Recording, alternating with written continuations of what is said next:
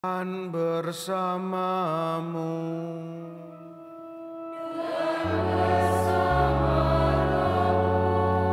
Inilah Injil Yesus Kristus menurut Lukas.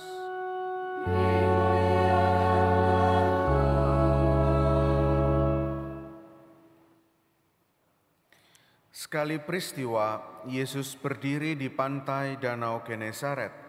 Banyak orang mengurumuni dia, hendak mendengarkan firman Allah. Yesus melihat dua perahu di tepi pantai.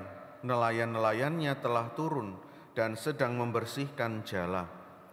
Yesus naik ke dalam salah satu perahu itu, yaitu perahu Simon, dan menyuruh dia mendorong perahunya sedikit jauh dari pantai.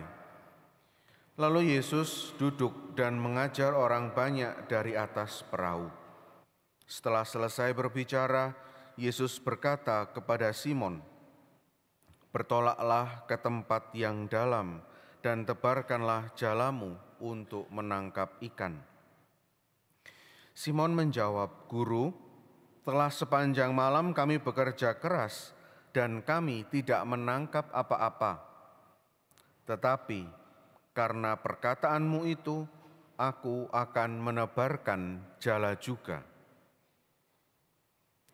Setelah melakukannya, mereka menangkap sejumlah besar ikan sehingga jala mereka mulai koyak.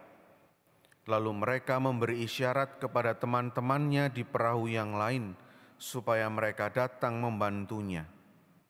Mereka pun datang, lalu bersama-sama mengisi kedua perahu itu dengan ikan hingga hampir tenggelam. Melihat hal itu, Simon Petrus sujud di hadapan Yesus dan berkata, "Tuhan, pergilah dari hadapanku karena aku ini seorang berdosa." Sebab Simon dan semua orang yang bersama-sama dengan dia takjub karena banyaknya ikan yang mereka tangkap. Demikian juga Yakobus dan Yohanes anak-anak Zebedeus yang menjadi teman Simon. Yesus lalu berkata kepada Simon, "Jangan takut, mulai sekarang engkau akan menjala manusia." Sesudah menarik perahu-perahunya ke darat, mereka pun meninggalkan segala sesuatu, lalu mengikuti Yesus. Demikianlah sabda Tuhan. Terpujilah Kristus.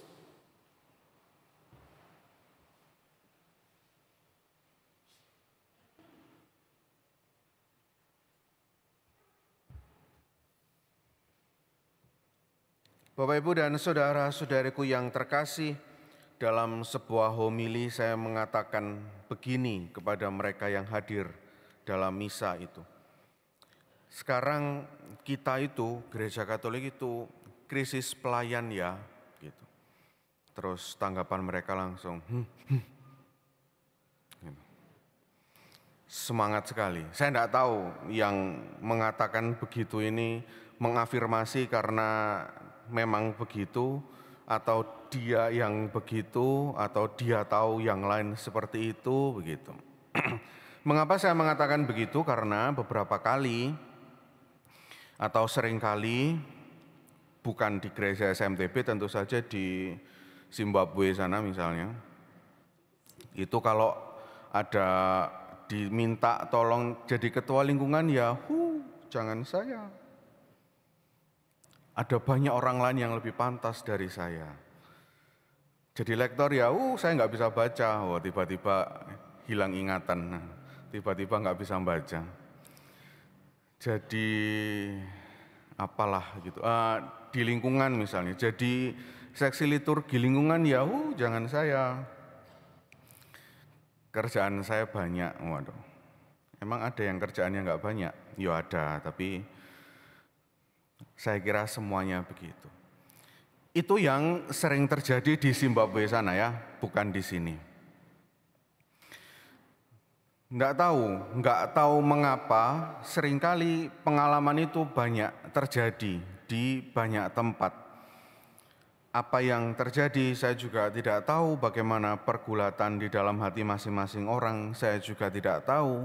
Padahal kalau kita mau mencermati seluruh bacaan suci yang kita dengarkan hari ini, semua selalu mengatakan iya terhadap panggilan-panggilan Tuhan itu. Bacaan pertama misalnya, ketika Nabi Yesaya, memang awalnya dia mengatakan begitu, aduh saya tidak pantas, saya nggak bisa. Binasalah aku karena aku najis bibir. Aku binasa, aku najis bibir dan aku tinggal di tengah-tengah bangsa yang najis bibirnya. Namun mataku telah melihat Sang Raja Tuhan semesta alam. Terus karena dia mengatakan najis bibir, diambilkan sepit, dinyoskan ke mulutnya Yesaya dan sudah, kamu tidak punya alasan apapun lagi untuk menolak perutusanku ini. Dan di akhir Nabi Yesaya mengatakan, ya sudah, inilah aku, utuslah aku. Dalam bacaan yang kedua, Rasul Paulus menunjukkannya pula kepada kita. Aduh, aku ini enggak pantas, gitu ya. Karena aku adalah yang paling hina dari semua rasul dan tak layak disebut rasul, sebab aku telah menganiaya jemaat Allah. Kurang jahat apa Paulus itu? Tetapi kalau Tuhan Allah sudah mau, kalau Tuhan Allah sudah memilih, maka Paulus pun mengatakan bahwa tetapi berkat kasih karunia Allah, aku menjadi sebagaimana aku yang sekarang, dan kasih karunia yang dianugerahkannya kepadaku tidaklah sia-sia. Kalau Tuhan mau, kalau Tuhan berkehendak, saya kira tidak ada seorang pun yang bisa lari, yang bisa kabur dari panggilan Tuhan itu. Petrus pun begitu. Dengan pongahnya, dengan angkuhnya, Guru, telah sepanjang malam kami menebarkan jala, tetapi kami tidak mendapatkan apapun juga. Aku yang lebih pengalaman daripada kamu, aku yang nelayan, kamu anaknya tukang kayu. Sudah capek-capek nebarkan jala nggak dapat ikan semalaman, suntuk, disuruh menebarkan jala juga. Tetapi kata-kata Petrus adalah tetapi. Hilang. Nah ini. Tetapi karena perkataanmu itu aku menebarkan jala juga. Kalau Tuhan Allah sudah mau, kalau Tuhan Allah sudah berkehendak, mau lari sejauh apapun, mau lari sampai ke ujung dunia pun, dicari sama Tuhan Allah, ditangkap dan dijadikan alatnya. Bapak, Ibu, dan saudara-saudariku yang terkasih, jangan pernah takut untuk melayani Tuhan dalam segala sesuatu yang diperintahkannya untuk kita. Yang harus kita lakukan adalah ketundukan hati. Dengkul yang berlutut, otak yang berlutut, kehendak yang berlutut di hadapan Tuhan sembari mengatakan, Tuhan, oke, kamu boleh pilih aku, tapi jangan biarkan aku bekerja sendiri. Jangan biarkan engkau tinggalkan aku, bantu aku dalam segala sesuatu yang kau perintahkan kepadaku ini. Dan yakinlah Tuhan turut bekerja bersama dengan kita.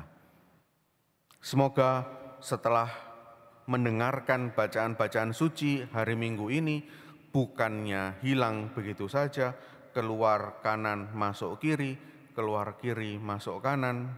Loh, kok kebalik? Aku mau menjadi pelayan Tuhan dalam segala sesuatu yang diperintahkannya kepadaku, karena aku percaya bahwa Tuhan tidak akan meninggalkanku dalam seluruh karyaku itu, tetapi justru Tuhan akan menyertaiku. Seperti kata-kata Paulus, berkat kasih karunia Allah aku menjadi sebagaimana aku sekarang, dan kasih karunia yang dianugerahkannya kepadaku tidaklah sia-sia. Semoga kita punya hati yang terbuka untuk melayani Allah, dan semoga kita mau semakin melayani Tuhan dalam segala sesuatu yang dipercayakannya kepada kita. Berkat Tuhan menyertai kita sekalian.